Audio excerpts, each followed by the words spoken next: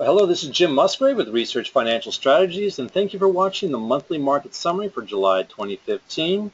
So we are in August, and we are in the summer doldrums here, but we are in the same sideways pattern we've been in all year long. On the surface, the markets may look relatively calm, but I can tell you one thing: the currents run deep, and there's a lot going on underneath the surface. And I also see some rain clouds on the horizon, but that's not enough reason to cancel your vacation. In fact, if you went on vacation this summer, you haven't missed much because we've been in that same kind of range. But you know what? The tide may be turning to the downside, and I'm going to go over some of the areas that are causing the weakness in the market.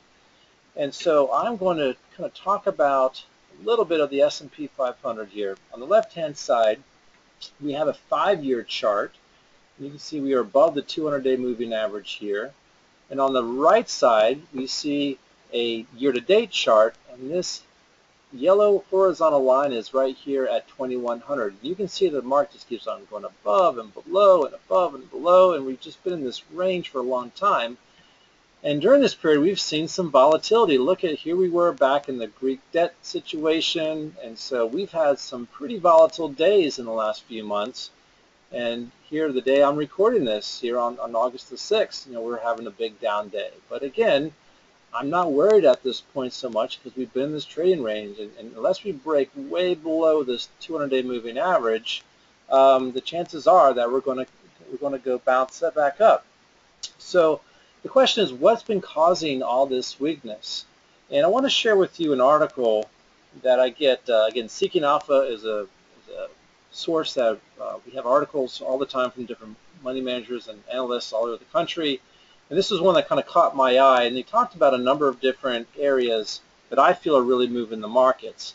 And number one is China. We're going to show you what's going on there.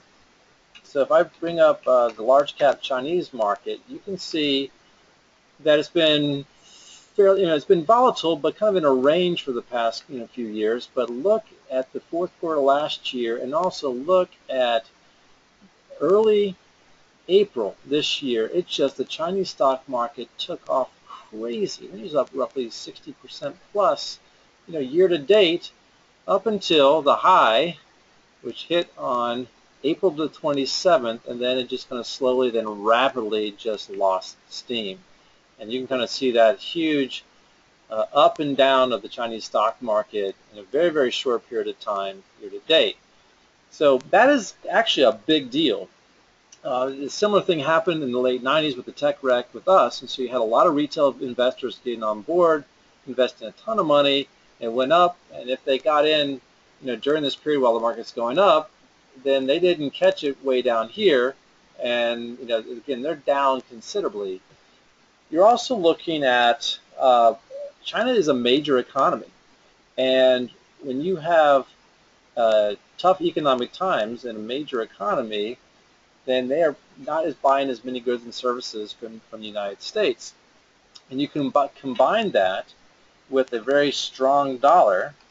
Again, this is the dollar index right here. You can see starting last year, the dollar has really kind of taken off. It's come back a little bit, but it's still very, very strong. And so when you combine the cost of goods and services in the United States to be purchased by other countries with different currencies, in combination with some weakness in the economy, that's going to affect earnings of U.S. companies. And we're just finishing up earnings season right now with the companies, and some have been okay, some have not been so good. And so that could be a contributing factor to why we've seen so much weakness. Find the bond market. Let's kind of talk about that for a moment. I always go over the bonds. And you can see that, again, bonds are still down a bit, probably roughly 1%-ish year to date. So if you're looking at the bond portfolio in your 401ks, your TSP, it's going to be down a little bit, but at this point, it's not a whole lot to get worried about. It's just part of the volatility in the bond market.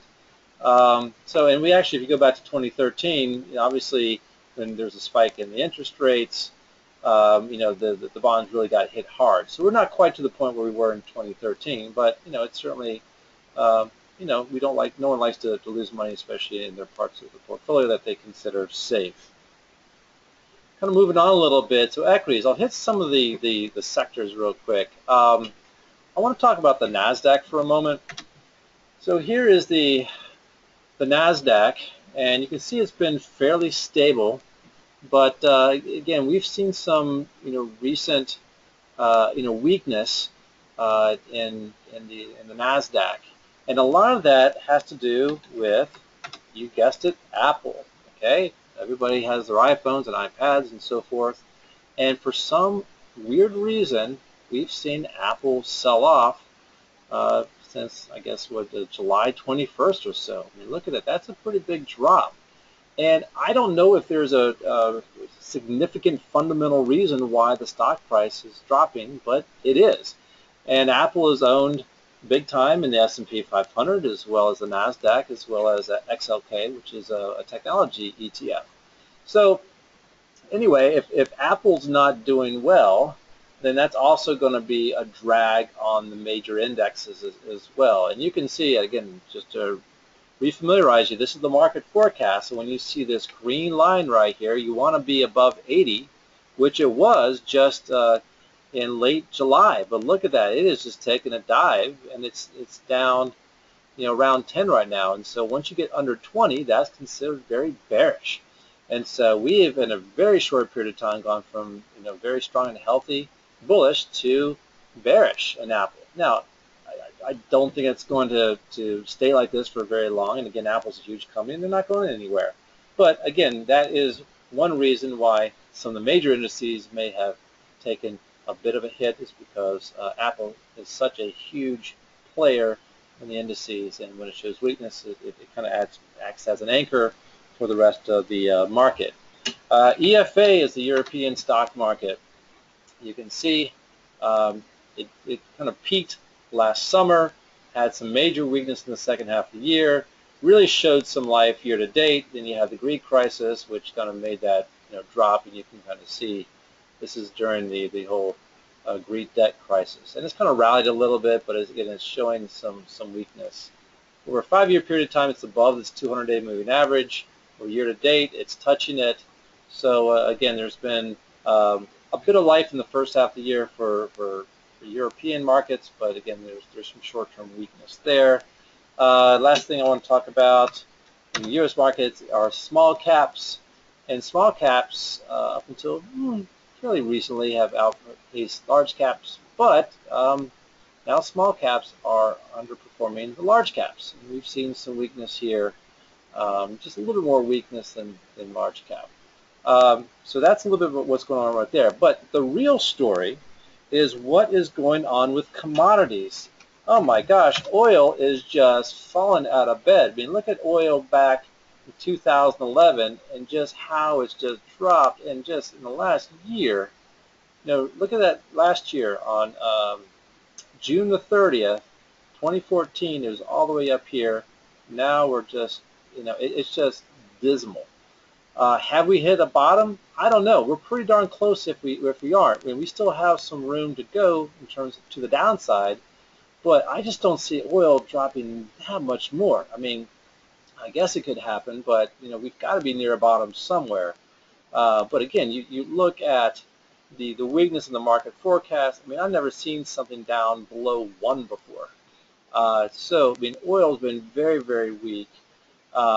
And the other thing too is that one of the leading indicators that we look at is copper, and copper has also shown weakness for many years. And again, year to date, I mean, look at this; it just keeps on dropping. So it's certainly below where it was at the beginning of the year. And so copper is a leading economic indicator, because when you're building buildings and cars and trains and just stuff, there's typically a demand for copper. And again, everything is a supply and demand, and when there's not so much demand, then obviously the price is going to drop, and that's what we've seen. So that is a economic indicator that's showing some weakness in the market for sure. So just to kind of recap the overall markets on where we are, let's look at the bullish percent for the S&P 500, and you can see from March to the present how more stocks have been kind of losing some momentum. So roughly 50% of the stocks in the S&P 500 are in positive territory, 50% are in negative territory. You look at the bullish percent for all stocks, and you can see we've seen a little bit more weakness in the overall stock market.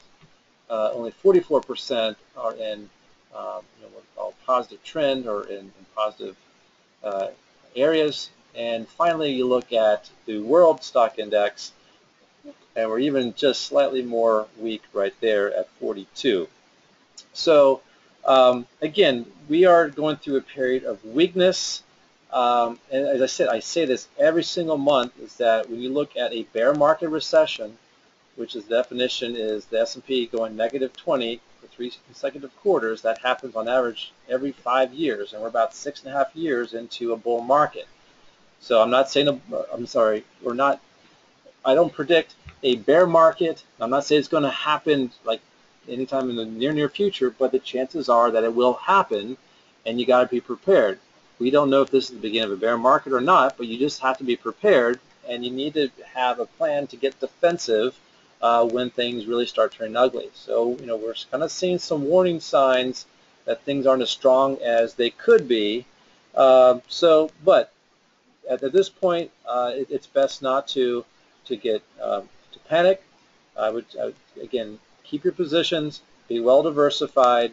Now's not the time to go to cash, because the day you go to cash, within the next week or so, the market's going to rebound, and you're going to miss out on those gains. So I don't suggest that you go to cash at this point.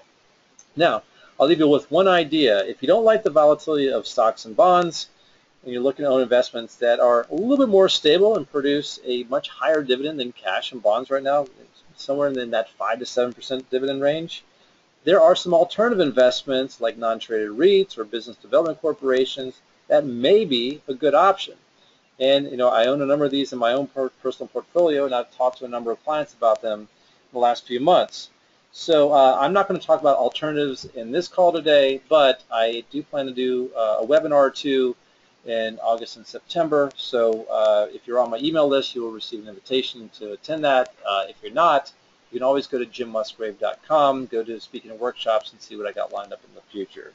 So that's all I got for the month of July. Again, things are starting to, some gray clouds are on the horizons, and I'm a little concerned, but I'm not to the point of getting completely defensive at this point. But if you'd like to discuss your accounts, if you're not a client of mine and you want me to review what you got and give you a second opinion, I'm happy to do that. Just give me a call at 301-588-0514 or send me an email at jim.musgraves@rfsadvisors.com. I'd be happy to talk with you and do a review. And until next month, I hope you guys hang in there and enjoy the rest of your summer. And just give me a call if you need to be in touch. All right, have a great day.